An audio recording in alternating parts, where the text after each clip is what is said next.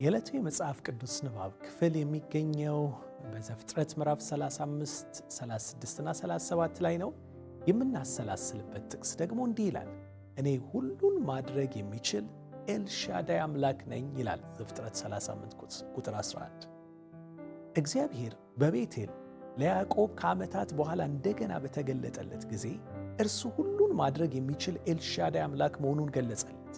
በእርግጥም ያዕቆብ የእግዚአብሔርን ሁሉን ቻይነት በጆሮ ሰምቷል፣ በሕይወቱም አይቷል።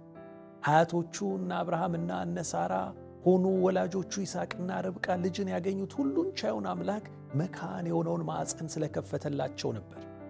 ይስሐቅ የረሃብ አደጋ በገጠመውም ጊዜ እግዚአብሔር ረድቶታል። ይሁን እንጂ ሁሉን ቻዩ አምላክ በዚህ ሁሉ ውስጥ የሚያስፈልጋቸውን በመስጠት በጥበቃው ጋሻ ሆኖ ጋርዶ አሻገራቸው። ያዕቆብም ቢሆን የተለያዩ አስቸጋሪ ሁኔታዎች በሕይወቱ ገጥመውት ነበር። ሁሉን ቻዩ አምላክ ግን ጉልበት ሆኖለት ድልን አቀዳቸው። ታዲያ ይህንን በማሰብ እንዲህ አለ፣ በመከራዬ ጊዜ ለሰማኝ፣ በሄድኩበት ስፍራ ሁሉ ላልተወኝ አምላክ መሠዊያ እሠራለሁ አለ። ይህ ኤልሻዳይ አምላክ ለያዕቆብ ተገልጦለት የሰጠው ትልቅ ስጦታ ደግሞ የተለወጠ ስም ነበር። እንዲህ አለው፣ ከእንግዲህ ያዕቆብ ተብለህ አትጠራም፣ ነገር ግን ስምህ እስራኤል ይባላል አለው። ይህ ለያዕቆብ ትልቅ በረከት ነበር። የስሙ መለወጥ የባሕሪውን መለወጥ አመልካች ነበርና። ዛሬስ እኛስ ምን አይነት መጥፎ ስምና ክፉ አመል ተጠናውቶን ይሆን? ራሳችንን መቀየር ተስኖን ደጋግመን ወደ ጥፋታችን እየተመለስን ከውድቀት አዙሪት ውስጥ መውጣት አቅቶን ይሆን?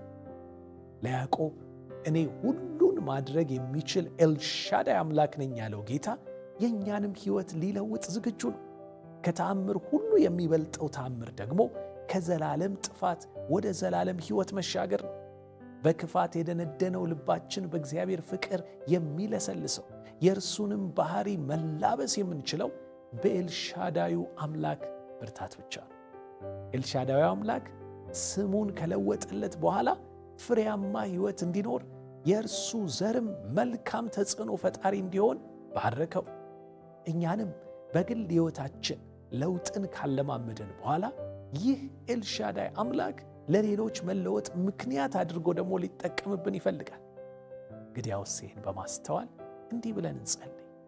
አባት ሆይ ያዕቆብን ለውጠ የእርሱና የዘሩን ሕይወት ለብዙዎች ለውጥ ምክንያት አድርገ እንደተጠቀምክበት እኛንም በኤልሻዳይ ክንድ እንድትለውጠንና እንድትጠቀምብን እንጸልያለን።